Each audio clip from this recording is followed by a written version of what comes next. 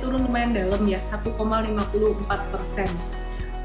Dan benar-benar menjadi support kuat banget. Sebenarnya supportnya itu di low tanggal 9 Maret seperti yang kemarin saya sempat pernah ngomong, itu low-nya di angka 6167 dan ini udah ditembus dan candle-nya tadi full candle bearish.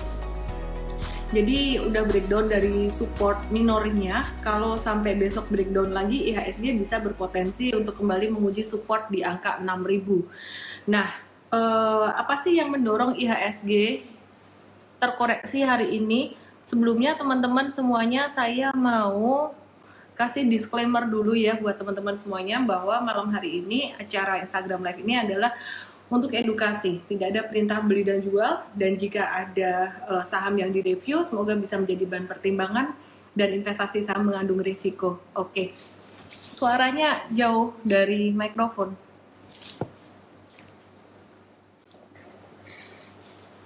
Oke, banyak yang nanyain Adaro, nanti saya akan bahas tentang Adaro, cuman saya mau bahas tentang sentimen market secara general dulu ya. Apa sih sebenarnya yang menyebabkan IHSG ini jatuh lumayan signifikan? Sebenarnya ada beberapa sentimen. Yang pertama adalah karena kekhawatiran akan terkontraksinya perekonomian dan juga manufacturing ya, indeks PMI, karena di Prancis dan Jerman ini akan ada lockdown lagi gitu. Jadi lockdownnya lumayan kencang juga dibandingkan dengan yang sebelumnya gitu.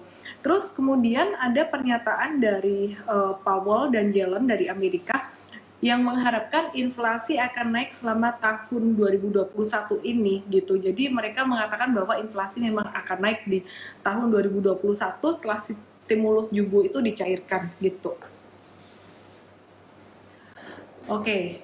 Dan hal tersebut membuat USD jadi menguat, rupiah jadi melemah. Jadi sebenarnya bukan hanya rupiah yang melemah, tapi US dollar ini yang menguat dibandingkan dengan mata uang lainnya, dibandingkan semua mata uang lainnya. Terus sentimen negatif juga datang dari dalam negeri, itu dari Menteri Keuangan Sri Mulyani yang memprediksi ekonomi RI kuartal 1 masih terkontraksi sekitar -1 sampai dengan -0,1% gitu.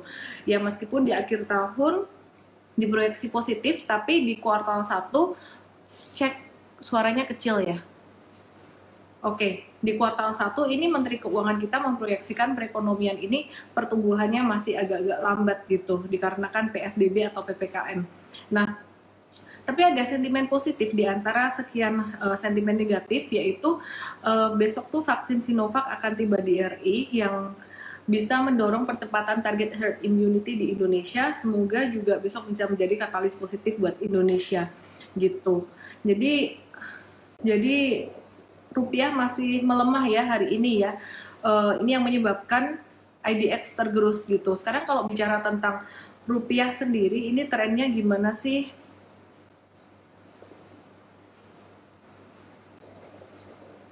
Oke, saat ini rupiah lagi konsolidasi antara range 14.375 sampai 14.500 di antara range tersebut ya. Jadi teman-teman, kalau perkiraan saya ini bisa breakout lagi karena kemarin udah cukup rendah di angka 13.860 sampai dengan 14.250 tuh udah beberapa bulan dari November sampai dengan bulan Maret kemarin. Dan kemarin rupiah sempat breakout pada tanggal 2 dan 3 Maret. Sekarang udah mulai memasuki, udah hampir-hampir uptrend gitu, sideways terus udah mulai uptrend lagi. Nah, jadi masih ada risiko di sini. Apa yang harus kita lakukan saat ini? Yang harus kita lakukan saat ini adalah fokus pada perusahaan-perusahaan atau saham-saham yang valuasinya masih terdiskon dan juga secara teknikal juga terdiskon gitu. Oke. Vaksin Sinovac udah datang dari kapan-kapan ya kan, nggak ada salahnya didatengin lagi. Oke ya. Nah, jadi teman-teman risikonya masih datang dari US juga ya, bicara tentang US 10 years Treasury bond yield dan juga taper tantrum yang nanti kita akan bahas dengan Paniko, Head of Research dari Panin Sekuritas ya, kita akan ngobrol dengan beliau. Oke, sekarang saya akan invite laporan keuangan emiten, apakah bisa mempengaruhi market? Bisa ya teman-teman ya, cuman kita mesti ngelihat secara global juga. Kak Niko udah bergabung belum ya?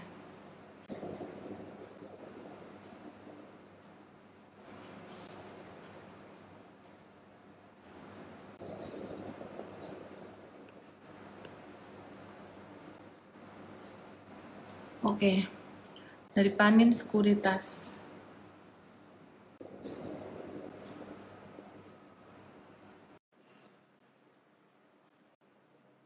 Lagi di mana kok di sofa terus dari kemarin mau tahu aja.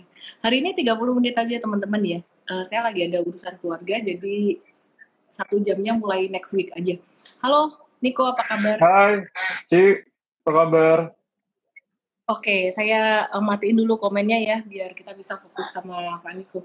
Oke, Oke, Niko, kita hari ini mau ngomongin tentang taper tantrum kan ya, yang menjadi salah satu kekhawatiran market saat ini gitu. hmm, hmm. Oke, pertanyaan kita tentang taper tantrum ini pastinya diawali dengan definisi dulu ya. Tantrum itu sebenarnya apa sih? Mungkin teman di sini masih banyak yang belum ngerti gitu. Sebelum kita ngomong tentang taper tantrum, Niko coba kalau market hari ini tuh turun, terus kemudian ke depan itu gimana kalau menurut Panin Sekuritas? Iya, kalau buat hari ini sih emang dari sisi concernnya dari downside risk ke growth ya. Jadi kalau kita lihat kan kayak first quarter ekspektasi reboundnya lumayan gitu. Cuman kalau kita lihat statement dari Ibu Sri Mulyani, mungkin kalau ibaratnya di worst case, best case skenario, ini kondisinya kayak -1% tuh bisa dibilang kayak worst case skenario gitu. Ternyata dengan adanya kayak stimulus, habis itu low interest rate environment, itu ternyata nggak support tuh dari sisi consumer confidence. Jadi itu sih yang sebenarnya jadi concern market.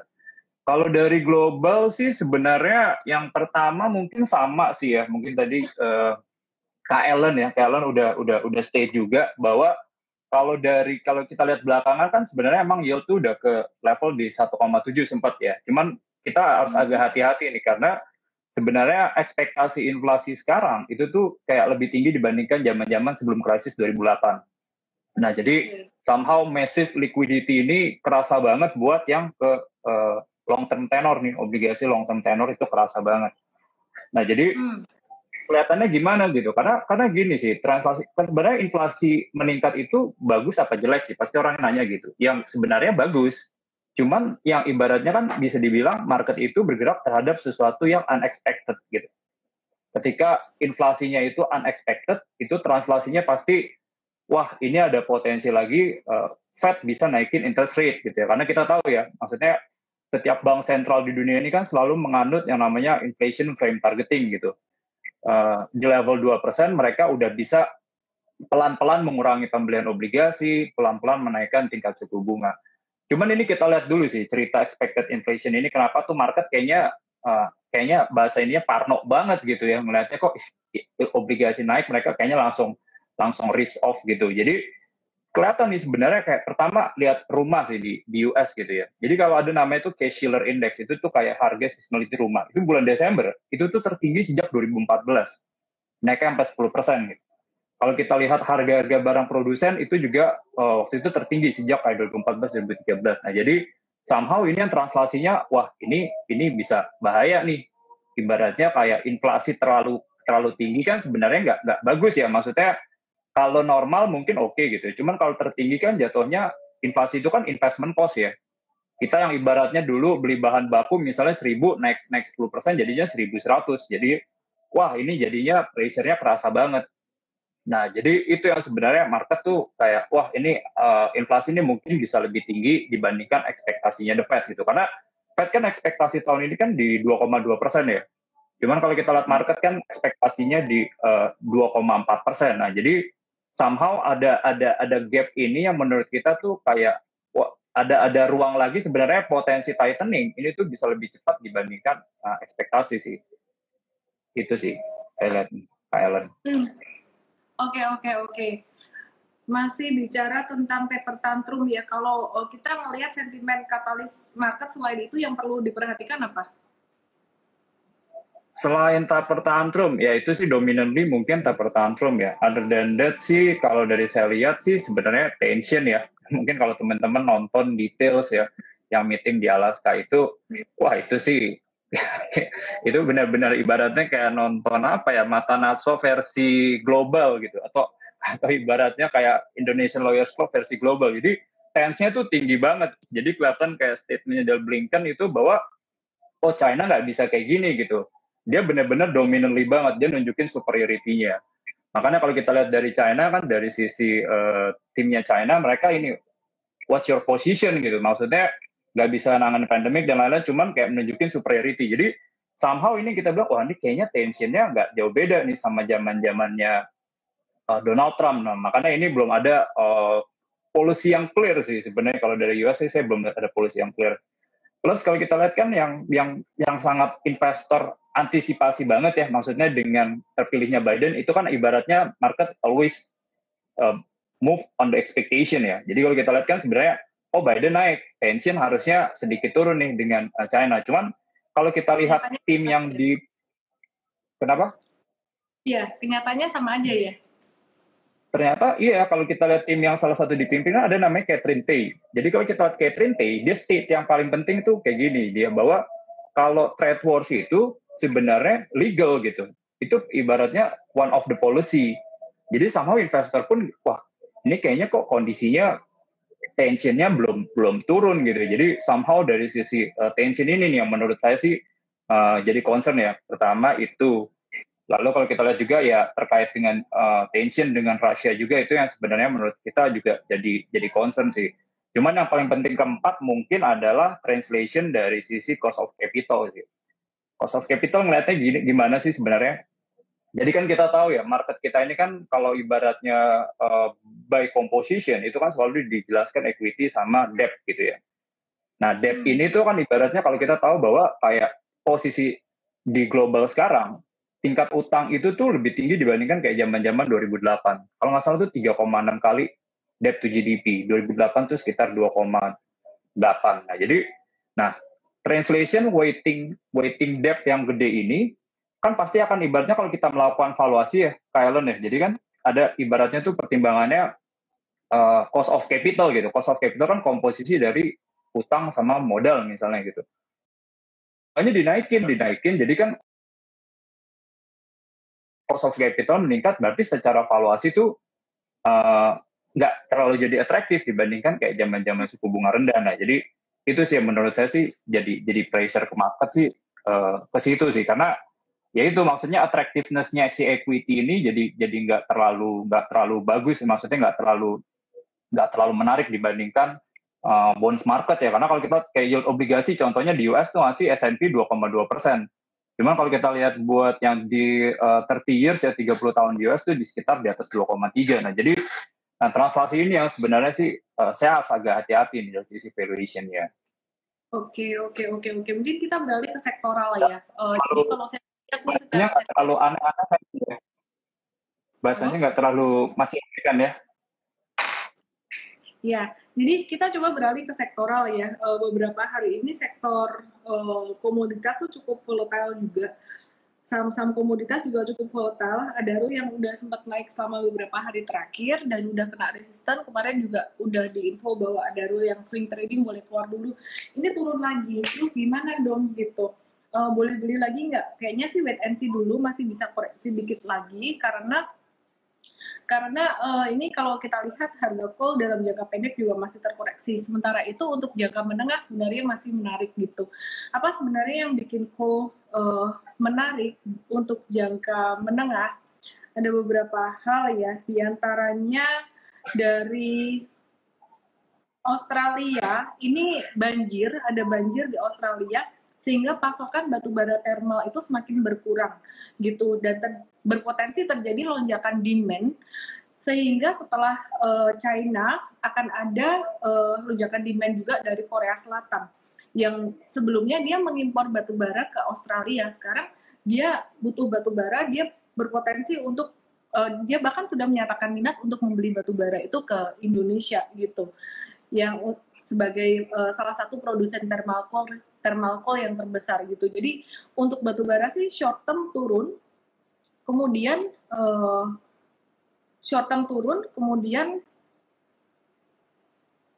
ya short term turun ya, kemudian ini apa namanya untuk jangka menengahnya masih cukup oke. Jadi teman-teman buat yang investing ya sesuai dengan money managementnya aja. Untuk saham-saham saham-saham komoditas itu sebaiknya jangan lebih dari 10% gitu. Kalau di M-Trade kita ada kasih tahu berapa persennya untuk masuk gitu sih.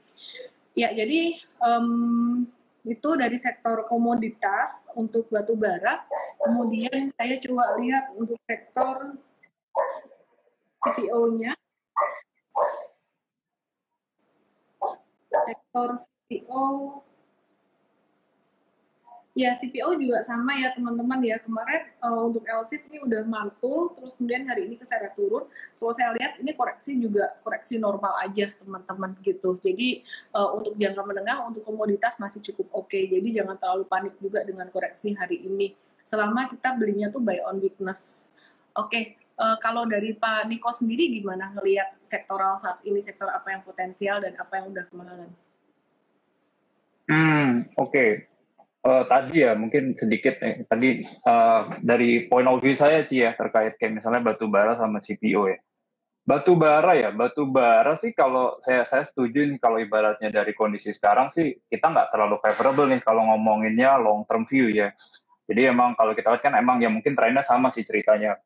Short term sih masih ada potensi kenaikan ya karena kan reopening beberapa negara itu pasti driver dari sisi penggunaan electricity. Cuman kalau kita ngomongin long term ya, kalau kita lihat paling gede sebenarnya China sih. Jadi kalau kita lihat kayak ibaratnya agendanya China gitu. Target growth 6%, cuman sebenarnya lebih ke arahnya lebih ke green energy. Ya ibaratnya mereka lebih sustain gitu. Jadi kalau saya lihat sih sebenarnya tren dari sisi decarbonization ini itu tuh bisa dibilang akan menjadi katalis negatif yang signifikan nih buat batu bara. Jadi kalau saya ngomong sih kalau batu bara kita nggak terlalu favor. Cuman kalau adaro ya saya setuju kalau itu sih topik kita kalau dipanen ya karena bisnisnya tuh udah bukan batu bara lagi. Mereka tuh benar-benar diversify ya. Ada porsi power plant di situ. Mereka juga bukan cuma thermal coal doang yang buat kayak mereka juga ambil ke coking coal itu yang kayak dari Castrol itu jadi katalis positif sih. Makanya kita suka sih buat adaro. Kita lumayan suka topik kita tuh di coal tuh sebenarnya lebih ke adaro. Kalau ITNG kalau harga batu baranya naik ya paling diuntungkan ITNG karena ekspor porsinya paling gede gitu. Cuman PTBA nggak diuntungkan. Cuman kalau turun ya PTBA paling diuntungkan. Mungkin itu sih simpelnya. Kalau tadi plantation kalau kenapa? Ya, oke. Iya, kalau plantation kita sama sih. Kita ngeliat tuh first half harusnya harga masih bagus ya, karena kita tahu kan seasonality-nya plantation itu ada namanya low crop cycle. Jadi dia tanam tuh dikit banget. Biasanya tuh di kuartal 1, kuartal 3, kuartal 2, kuartal 3 baru namanya tuh jatuhnya adalah high crop cycle. High crop cycle tuh mereka tanam banyak banget. Nah, jadi kondisinya itu kalau misalnya supply-nya banyak, pasti translasi kan juga pasti ada pricing dari sisi pressure. Dari sisi harga tuh pasti ada pressure. Nah, itu buat CPO. Cuman CPO ini tuh sebenarnya ngerinya adalah gini sih. Kan kalau kita lihat kan kalau supply demand CPO di global itu kan sebenarnya kondisi masih oversupply. Cuman gap-nya emang belakangan tuh makin kecil, Ci. Jadi emang gap-nya tuh kayak makin kecil, ketolong dari yang B30 itu tadi. Nah, cuman ingat bahwa B30 itu kan sebenarnya kalau kita ngomongin long term view, itu kan asumsinya misalnya gini sih, kayak ibaratnya dia kan bawa substitusinya kayak harga minyak sebenarnya. Kalau ibaratnya tuh harga minyaknya itu flat, bisa dibilang tuh B30 tuh nggak punya nilai ekonomis. Nah, jadi saya pernah hitung-hitung sih, maksudnya at least tuh harga minyak itu tuh bisa di level 100 lah. Ibaratnya biar harga B30 itu bisa mensubstitusi si minyak itu tadi. Nah, jadi kalau harga minyaknya relatif masih di level sekarang, jadi menurut saya insentif buat mengembangkan biodiesel ini tuh agak kurang ya.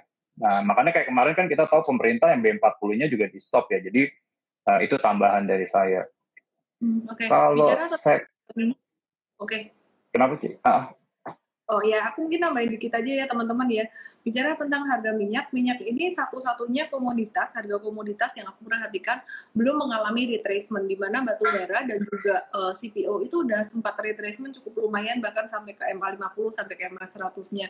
Nah, untuk minyak ini baru pertama kali terjadi retracement, jadi mungkin untuk saham-saham yang berkaitan dengan minyak sendiri, kita harus agak-agak hati-hati. Perkiraan saya untuk minyak ini bisa terkoreksi untuk US oil bisa sampai ke level 53. Demikian pula dengan oil yang lain sih kayak brand dan yang lain tuh masih bisa koreksi paling pantulan sehari 2 hari aja gitu. Mungkin aku lanjutin dengan saham ini dulu kali ya. Oh tadi CPO aku udah bahas CPO. Untuk sektor CPO sendiri harga CPO kemarin turun dikit, normal correction aja. Saya lihat sih normal correction aja untuk CPO ini masih bisa lanjut naik sih teman-teman yang investing di CPO. Oke, gimana tadi Niko mau ngomong tentang apa? Iya, mungkin tadi itu tambahin aja sih. Kalau sektor ya, mungkin kayak apa sih yang paling suka sekarang? Mungkin sih saya sama sih. Maksudnya kalau saya kan modelnya growth investing ya. Saya nggak terlalu ini. Cuman saya tuh menganut banget top down analysis gitu. Jadi lihat dari sisi asset allocation, pemilihan sektor, sama dari sisi portfolio attribution atau pemilihan sahamnya. Cuman but in overall kalau dari saya sih, kalau dari posisi sekarang nih, kalau ibaratnya kan kalau kita ngelihat investasi kan ada dua, tacticalnya, jangka pendeknya kita ngapain sih porto kita, jangka panjangnya kita bikin seperti apa, strategic asset allocation sama tacticalnya. Tactical sih kalau dari saya mungkin nggak mau terlalu agresif dulu nih Cik, ke equity gitu ya.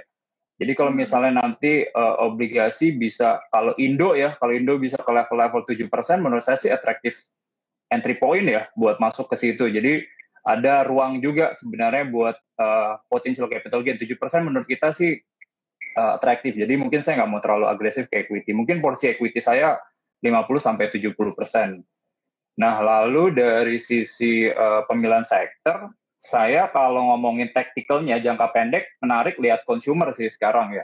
Consumer ini kan kalau kita lihat kan kayak ICBP gitu ya, maksudnya kayak Mayora, ICBP, Indofood hari ini dibandingkan buat yang cyclical stock gitu ya, itu benar-benar turunnya nggak terlalu dalam gitu. Mungkin ini balik lagi sih. Kita kan ibaratnya kayak Karena history udah always repeat itself juga. ya. Kenapa sih? Ketika yang lain masih naik, mereka udah sinking down. Jadi ya wajar lah kalau sekarang udah mulai terjadi rotasi sektoral ya. Benar. Ya, Ya ini sebenarnya belum kondisinya ya. kenapa? Gimana? Silahkan. Ya, jadi mungkin sama kayak apa ya? Jadi kalau saya lihat nih kayak mirip-mirip kayak tahun 2002 sama 2008 gitu ya. Maksudnya pas lagi kayak indeksnya lagi turun, orang tuh sekarang saya lihat appetite-nya sih lebih lebih ke risk off ya, jangka pendek dulu ya. Kayaknya mereka kayak gold itu lagi bagus, yen Karena sama Swiss franc retail juga trennya lagi positif. benar. Nah, jadi konsumsi menurut saya dari in the short term sih menurut saya menarik ya buat dikoleksi karena Benar, emang mereka karena kita defensif. sekarang lebih dominan ya daripada investor institusi. Mungkin sebelum kita ke consumer nih, saya mau bahas dulu ada yang nanya tentang Astra International. Hari ini beberapa nanyain tentang Astra International, ada RO dan juga ada HMSP juga gitu. ASI kenapa turun, semuanya turun sih gitu. ASI seperti yang saya sempat bahas kemarin itu ada terpengaruh juga dari UNTR di mana dia kehilangan salah satu kontrak dari anak usahanya yang dari Adaro biasanya ke Pama kalau nggak salah ya, terus itu pindah ke Buma itu anak usaha Duit, jadi itu ada salah satu pengaruh juga pastinya ke depannya, cuman nggak signifikan kalau menurut aku karena ASI sendiri dia juga masih ada revenue dari sektor otomotif yang nantinya pasti akan membaik ke depan, dan juga dari CPO juga pasti akan membaik ke depan karena harga CPO sempat naik lumayan tinggi dan juga volume untuk demand-nya, volume penjualannya bakalan naik di tahun 2021 ini. Jadi itu story-nya buat Astra International. Sekarang sih justru Astra balik ke area support lagi. Buat teman-teman yang tadi misalkan udah sempat beli Astra International sih, nggak usah panik. Ini oke kok gitu. Terus kemudian mungkin balik sedikit ke saham mining atau kontraktor mining United Tractors yang sempat turun beberapa hari kemarin, ini juga lagi berada di area support gitu teman-teman, dan jatuhnya volumenya kecil. Sebenarnya kalau bicara tentang IHSG, saham-saham hari ini jatuh, sebenarnya hari ini tuh jatuhnya volumenya nggak terlalu besar, hanya saja memang candle IHSG hari ini jatuhnya lebih dari 1%, dan candlenya tuh hampir full body gitu. Itu menunjukkan tanda memang dalam jangka pendek bisa bearish, bisa sampai ke level 6.000. Tapi hari ini turunnya nggak dengan volume transaksi yang tinggi juga gitu. Jadi jangan terlalu khawatir berlebihan. Saya lihat ini untuk short term aja sih untuk IHSG ini. Nah, untuk Dow Jones Futures sendiri kita perhatikan positif. Dow Jones Futures-nya positif dan juga S&P 500 Futures-nya juga positif, hijau. Jadi besok ada potensi technical rebound buat teman-teman yang sering jantungan deg-degan ngelihat market akhir-akhir ini very very bumpy, mungkin bisa besok manfaatkan keluar dulu kalau ada technical rebound gitu ya. Jadi ya biar nggak kena stop loss gitu buat swing trader, deg-degan juga kalau masih pemula gitu. Tapi teman-teman kalau yang investing nggak usah takut, ini masih view-nya masih sama, 2021 akan ada recovery. Jadi kayak tadi dibahas oleh Nico juga di depan, inflasi itu bagus nggak sih? Inflasi itu jangan dilihat nggak bagus terus gitu. Inflasi itu ada bagusnya juga karena menunjukkan perekonomian sudah mulai membaik, perekonomian sudah mulai recover atau pulih gitu. Dan memang itu kan yang dimau selama ini. Jadi benar-benar perekonomian recover secara fundamental, bukan hanya karena disuntik stimulus aja, bukan karena moneter dan fiskal aja gitu. Kita beralih ke sektor consumer good. Tadi ada dibahas dikit oleh Niko untuk sektor consumer good. Aku lihat untuk ICBP dan juga Indofood beberapa hari ini udah naik sangat tinggi. Waspadai untuk koreksi normal untuk Indofood dan ICBP, bisa koreksi normal. Nah, sebaliknya, teman-teman, kalau teman-teman melihat, saya bukan mau promo perusahaan rokok, saya cuma mau ngebahas secara teknikal aja, HMSP dan juga GGRM saat ini tuh lagi berada di area sangat murah banget, support banget, dan GGRM ini valuasinya tuh crazy murah banget di angka 7, sekian PI, di bawah rata-ratanya, kalau nggak salah kemarin rata-rata 5 tahun itu di angka berapa ya? Cukup tinggi. Jadi upside-nya cukup besar dan berpotensi untuk menjadi multi bagger juga nih dalam setahun ke depan gitu. Oke, gimana Niko untuk reviewnya buat saham-saham ini? Kalau dari saya ya, mungkin Astra masih oke sih buat long term ya, karena kan translation yang 1.500 tuh kelihatan tuh SPK-nya udah naik kayak sampai 155%. Apalagi kontribusi yang 1.500 itu kan ke total volume sekitar 40% ya. Nah jadi terus positif, apalagi kalau kita lihat gini sih, specifically buat yang 1.500 sampai 2,5 tuh paling benefit Astra sebenarnya dibanding brand yang lain, karena assuming TKDN-nya di atas 70%, yang dapat tuh cuman kayak Innova sama Fortuner sebenarnya. Nah, jadi specifically bagus sebenarnya buat Astra. Lalu kalau UT-nya juga kita lihat bagus ya, maksudnya tren dari heavy equipment itu on demand on month basis itu kelihatan recovery-nya. Cuman kan concern investor di UT ini kan sebenarnya kita tahu bahwa komposisi alat berat itu kan 50% banyak dipakai buat konstruksi. Nah, konstruksi ini walaupun alokasi pemerintah tuh tahun ini 420 triliun naik ke 50%, cuman somehow kalau kita lihat kayak tender kontrak baru itu di bulan Januari dan juga Februari itu masih lemah gitu. Jadi itu yang sebenarnya jadi concern. Cuman alinya menurut kita masih bagus dari sisi plantation. Kalau dari sisi infrastruktur toll road-nya juga long term kita lihatnya bagus nih, kelihatan kan sekarang kayaknya orang lebih prefer lewat jalan darat ya dibandingkan kayak jalan udara gitu ya. Maksudnya kan kayak lebih safe dan lain-lain. Jadi traffic buat yang kayak tol di Trans Java itu bagus gitu. Dan itu akan benefit sebenarnya buat Astra in the long term gitu. Jadi in overall sih buat Astra kita suka. HMSP ya, kalau HMSP kalau saya sih ngelihatnya mungkin dari fundamentalnya ya. Fundamentalnya gini sih, sektor rokok ini pricing pressure-nya tuh masih tinggi banget. Jadi kalau kita tahu kan excise tax tahun lalu 23%, sekarang 35%. Translasinya tuh banyak harga rokok-rokok tuh yang sebenarnya belum comply sama harga jual eceran gitu. Kita tahu bahwa Indonesia ini kan kalau konsumen tuh price sensitive banget. Jadi somehow kalau beberapa harga ini nanti bisa apply, translasi volume tuh bisa lebih drop lagi. Jadi itu yang kita harus agak hati-hati. Karena kalau kita lihat long term views-nya pemerintah sih kayaknya buat rokok ini nggak terlalu favorable ya. Jadi kita lihat sih mereka akan kayak coba neken defisitnya BPJS gitu dari sisi klaim. Salah satunya kita tahu bahwa kan klaimnya BPJS paling gede itu smoker related. Nah, caranya apa? Mereka menekan volumenya itu bisa turun. Salah satunya adalah menaikkan excise tax biar orang tuh ibaratnya tuh konsumsi rokoknya turun. Jadi long term view-nya seperti itu. Mereka dapat dua, tax yang mereka dapat dari cukai. Terus mereka dapat dari sisi klaim BPJS yang lebih kecil gitu. Jadi industrinya nggak menarik. Apalagi MSP kalau kita lihat tren belakangan ya, dulu market share MSP itu bisa sekitar 33%, Ji. Cuma sekarang kayak cuma 28%. Jadi Nah, jadi itu ya sebenarnya, wah ini kayaknya long term view-nya sih kita belum terlalu suka sih ya. Oke. Terus udah Kebalikan ya, kayaknya ya. Mas. Saya memang ngelihat memang ya secara pemerintah mereka nggak suka dan lain sebagainya.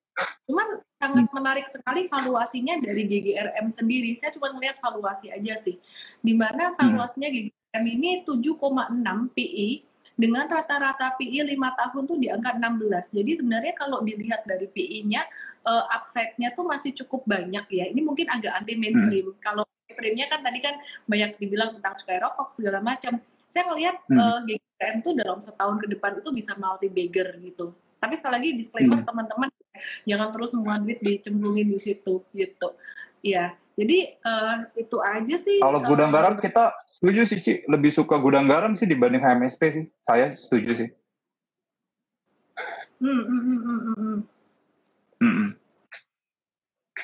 Oke, ya jadi secara teknikal dua itu juga lagi berada di area support sih teman-teman. Sekali lagi aku cuma mau nge-remind teman-teman semuanya untuk sektor konstruksi ini juga masih sangat murah secara teknikal setelah koreksi cukup lama, dan SWF ini juga akan semakin dekat, sudah semakin dekat akan dijalankan gitu. Terus kemudian selain itu aku juga highlight untuk sektor batu bara, meskipun ceritanya green energy, tapi kan green energy itu untuk long term, very long term. Nah, kalau untuk yang cyclicalnya beberapa bulan ke depan itu batu bara bakalan ada lonjakan demand juga seperti halnya CPO. Seperti yang tadi saya bilang untuk Australia lagi banjir, ini kayaknya Korea bakalan juga beli batu bara dari Indonesia selain dari China. Jadi ya salah satu yang menarik adalah Adaro itu tadi, Adaro sangat menarik. Terus balik lagi ya ke area supportnya, mungkin swing trader kemarin udah jualan, yang investor masih menunggu. Indi juga kita wait juga untuk di area support gitu ya, kita wait and see juga untuk Indi buat teman-teman yang investing. I think itu aja sih teman-teman semuanya malam hari ini. Sorry nggak bisa lama ya karena saya ada acara keluarga, mungkin ada urusan sih. Mungkin nanti bisa 1 jam lagi tuh start dari pekan depan bisa 1 jam lagi gitu. Dari Paniko mungkin ada closing statement untuk teman-teman semuanya. Closing statement ya, tadi ada pesanan sih dari tim Paninpuri ya, jadi saya nyampein. Ya buat teman-teman, thank you banget udah mau dengerin. Jadi kalau mungkin view kita sama sih, long termnya kita setuju sama Cellen, kita target indeks tuh 6.700, base case skenario bisa ke 7.200. Pemilihan sektor kita suka banking, kita suka infrastruktur, nikel kita masih suka, media kita juga suka. Jadi itu sih pilihan saham mungkin ya bank sih kita suka BRI, BNI, habis itu Mandiri. Kalau buat emiten kita suka Wika buat dari sisi infrastrukturnya. Media kita suka MNCN. Lalu buat metal mining kita Inco dan juga Antam kita masih favorable. Jadi itu. Ya mungkin kalau buat teman-teman thank you juga Cellen ya udah diundang ya buat hari ini ya. Sorry juga nggak bisa lama-lama jadinya. Mungkin teman-teman bisa ini ya. Aku kelupaan bahas banking tadi. Ada yang nanya banking itu penting banget dibahas ketika market lagi turun gini. Ini yang nyeret turun kan kebanyakan saham-saham big cap, salah satunya banking, BCA, terus ya jadi saham-saham banking itu BCA terutama aku mau bahas ini, teman-teman, BCA ini masih bisa koreksi normal sampai ke 31525. Aduh kalau BCA koreksi manfaatin buat beli aja lah, ini kesempatan bagus banget gitu. Dan BCA sendiri saya nggak jual-jual sejak saya beli di September kemarin, aku nggak jual-jual lagi untuk BCA-nya. Jadi dia mau naik turun aku biarin aja. Demikian pula dengan HMSP juga tuh kalau misalkan sempat beli kemarin di harga bawah ataupun harga September atau kapanpun itu udah hold aja lah teman-teman. Terus kayak Indofood, ICBP hold aja juga tuh saham-saham investing.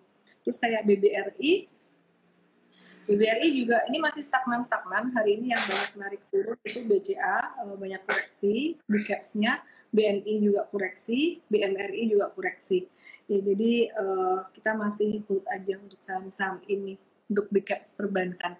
Itu aja sih dari saya buat giveaway-nya teman-teman. Mungkin aku kasih satu pertanyaan. Pertanyaannya adalah apa ya? Sebutkan satu sentimen positif, cuman satu tadi disebut sentimen positif yang potensi terjadi untuk besok gitu, yang bisa menjadi katalis positif buat besok? Apa coba? Mungkin ada 2 tadi, ada 2 yang aku sebut. Aku kasih clue deh, apa tadi yang hijau, terus kemudian selain itu apa yang mau datang, sentimen positifnya. Oke, sebelumnya Pak Niko mau ada yang disampaikan lagi, tadi kayaknya ada yang kepotong. Oh, ini cuma marketing banget nih. Ini harusnya bagian ini. Ya, Apa? thank you teman-teman ya. Nanti bisa follow IG-nya Panin Sekuritas juga sama Panin Puri. Jadi kita juga ada training-training. Jadi feel free aja kalau misalnya mau join. Mungkin itu aja Ci ya. Saya nggak terlalu jago masarin. Thank you dari Panin, Pak Niko dan Panin udah menemani saya malam hari ini ya. Oke. Purna Jaya Kurniawan, dojonya hijau, tapi kan belum tahu juga ya ntar closing gimana, semoga tetap hijau juga. Jadi market di Indonesia terakhir sangat sensitif banget ya, dengan pengaruh dari Amerika juga. Terus kemudian ini Li atau I ya, II Intan. Kemudian David Mar 6203 ya. Jadi DM saya dengan kode EMT7, nama email dan juga WhatsApp, dan yang mau belajar buat besok Sabtu kita bicara tentang saham-saham yang potensi memuat jelang lebaran nanti, dan peluangnya apa aja. Sekarang market sangat dinamis sekali, beda sehari aja udah beda situasi gitu. Buat yang galau, buat yang nggak galau juga, langsung aja daftar ke ellendesby.com/SODV dengan kode promo MAR24. Oke, saya Ellen May. Live-nya cuma 40 menit, besok hari Senin bisa sampai 1 jam lagi mungkin ya. Saya Ellen May, semoga semua yang saya bagikan bisa bermanfaat. Dan Pak Niko dari Panin Sekuritas, terima kasih banyak. Thank you banget, Ellen. Makasih semuanya. Bye. Salam profit, stay. Bye. Bye.